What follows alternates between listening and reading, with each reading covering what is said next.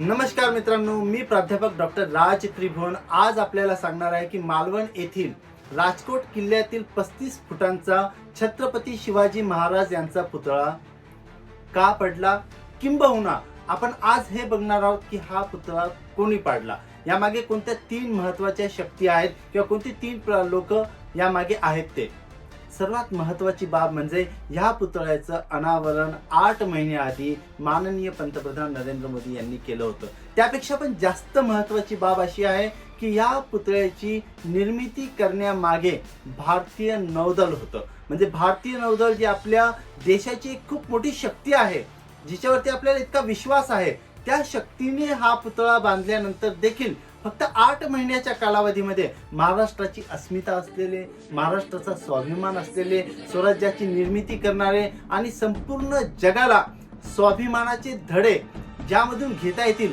अशा व्यक्तीचा पुतळा 8 महिन्याच्या कालावधीत पडतो. यामागे कोणत्या 3 शक्ती आहेत त्याचा उहापोह आज आपण या व्हिडिओमध्ये करणार आहोत. छत्रपती शिवाजी महाराजांचा पुतळा पाडण्यामागे फक्त 3 लोक कारणीभूत आहेत. फक्त आणि फक्त 3 लोक. आणि या 3 लोकांमध्ये सर्वप्रथम आपण नाव घेऊयात बॅड इंजिनिअरिंग आणि बॅड इंजिनियर्स. म्हणजे भारतामध्ये इंजिनियर्सच्या बाबतीत इतकी नकारात्मकता या इंजिनियर लोकांनी पसरवून टाकलेली आहे की अगदी साधं घर बांधण्यापासून ते मोठमोठाले रस्ते बांधण्यापर्यंत, मोठमोठाले पूल बांधण्यापर्यंत आणि अतिशय महत्त्वाच्या वास्तू बांधण्यापर्यंत देखील या लोकांनी अजिबात आपल्या कामामध्ये सिन्सिरिटी आणि ऑनेस्टी राहू दिलेली नाही. आणि म्हणून इन्फोसिसचे संस्थापक नारायण मूर्ती देखील असं म्हणतात की भारतातील इंजिनियर्स पैकी 90 ते 95% इंजिनियर्स हे काहीही कामाचे नाहीत. आणि म्हणून एक साधं घर बांधायला घेतलं इंजिनियर्सने की ते गळायला तरी लागतं, त्याला तडे तरी जातात, त्यामध्ये काहीतरी दोष तरी निर्माण होतो, त्याचं डिझाईन तरी चुकून जातं, त्याची प्रोसेस तरी चुकून जाते. रस्ते बांधायला घेतले की ते रस्ते अगदी पहिल्या पावसात दुसऱ्या पावसातच वाहून तरी जातात, त्याला खड्डे तरी पडतात, त्याला क्रॅक तरी पडतो. कुठलाही पूल बांधायला घेतला तर तो पूल वाहून तरी जाईल किंवा त्याला खड्डे तरी पडतील किंवा तो अगदी म्हणजे जीव मुठीत धरून त्या पुलावरून जायला लागेल अशा पद्धतीने पुलांची निर्मिती संपूर्ण भारतभर चाललेली आहे. आणि यामागे एकच एक गोष्ट आहे, ती म्हणजे बॅड इंजिनिअरिंग आणि त्या बॅड इंजिनिअरिंगला पुढे नेणारे बॅड इंजिनियर्स.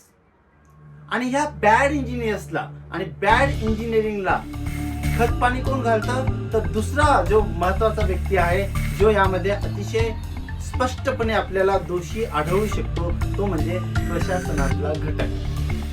प्रशासकीय व्यवस्था, मेंटली करप्ट झालेली प्रशासकीय व्यवस्था या सर्व बॅड इंजिनियर्सला आणि बॅड इंजिनिअरिंगला आपल्या सोबत ठेवते आणि मलिदा खाण्याचं काम करते फक्त. आणि तिसरा महत्वाचा घटक या दोघांना आपल्या पत्राखाली घेऊन त्यांना आश्रय देण्याचं काम करत आहे. आपले अतिशय वाईट पद्धतीने आपली घाणेरडी महत्वाकांक्षा पूर्ण करण्यासाठी आणि कायमस्वरूपी सत्तेत राहण्यासाठी येनकेन प्रकारे प्रयत्न करणारे राजकीय नेते, या तिघांनी मिळून शिवाजी महाराजांचा पुतळा पाडलेला आहे. आणि म्हणून आज आपल्याला या संदर्भात आवाज उठवण्याची वेळ आलेली आहे. शिवाजी महाराज ज्यांनी महाराष्ट्रालाच नव्हे तर संपूर्ण देशाला स्वराज्याची संकल्पना दिली.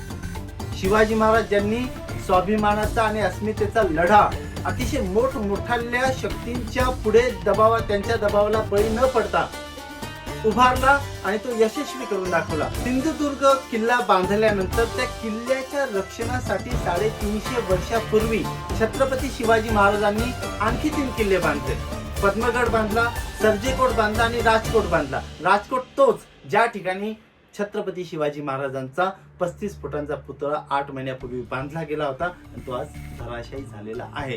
तो धराशायी झाल्याने छत्रपतींच्या नावाला आणि छत्रपतींच्या महानतेला कुठेही काही फरक पडणार नाही. परंतु आपण किती बेशरम झालेलो आहोत आणि आपण किती आपली लाज घालून बसलेलो आहोत याचं मूर्तिमंत उदाहरण म्हणजे ह्या पुतळ्याचा पडणं होय.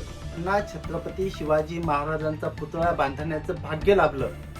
त्यांनी ते भाग्य उजळवून न घेता तो पुतळा पडेल कसा याची व्यवस्था केली आणि त्याचं अतिशय वाईट समर्थन करण्यात चाललेलं आहे की 45 किलोमीटर वेगाने वाहणाऱ्या वाऱ्यांमुळे हा पुतळा पडतोय. तर यांनी जगाच्या इतिहासातील मोठमोठ्याल्या ज्या वास्तू आहेत, मोठमोठ्याले जे पुतळे आहेत, जे 90 किलोमीटर प्रति वेगाने वाहणाऱ्या वाऱ्यांना देखील अतिशय समर्थपणे तोंड देतात, फक्त एका गोष्टीच्या बळावर, आणि ती गोष्ट म्हणजे अतिशय प्रामाणिकपणे केली जाणारी इंजिनिअरिंग, अतिशय प्रामाणिकपणे त्या पुतळ्यांच्या संदर्भात, त्या वास्तूंच्या संदर्भात केला जाणारा विचार, आणि अतिशय प्रामाणिकपणे त्याला राजकीय आश्रयस्थान देणारी राजकीय व्यवस्थेमुळे हे शक्य होऊ शकतं. परंतु आजही आपण पुतळ्यांच्या टोकदार अस्मितांमध्ये राहायला नको हे मान्य आहे आपल्याला, परंतु तरी देखील कधी कधी हेच पुतळे आपल्याला जगण्याची, स्वाभिमानाची आणि आपल्या अस्मितेची सातत्याने जाणीव करून देत असतात, प्रेरणा देत असतात. म्हणून कधी कधी या पुतळ्यांना आपण बांधत असतो, आपण प्रतिकात्मक स्वरूपात त्यांच्याकडे बघत असतो, आणि तेच पुतळे जर असे पडून जात असतील आणि याला जबाबदार जर आपली बॅड इंजिनिअरिंग असेल, आपला बॅड ॲडमिनिस्ट्रेशन असेल आणि बॅड पॉलिटिक्स असेल, तर आज विचार करण्याची वेळ आलेली आहे की या सर्वांना एकदा आता आपण धडा शिकवलाच पाहिजे. धन्यवाद. जय महाराष्ट्र.